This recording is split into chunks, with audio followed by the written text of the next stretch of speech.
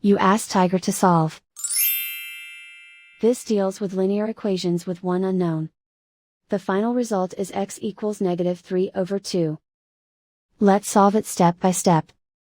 Simplify the expression. Expand the parentheses. Multiply the coefficients. Simplify the arithmetic. Expand the parentheses. Multiply the coefficients.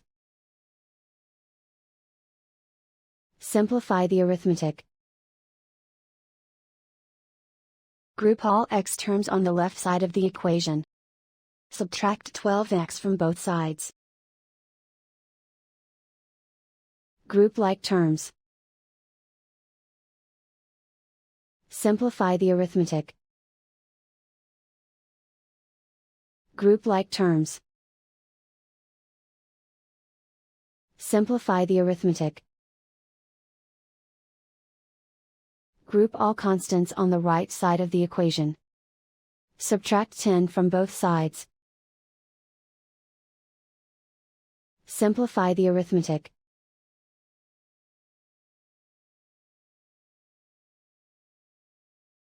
Isolate the x.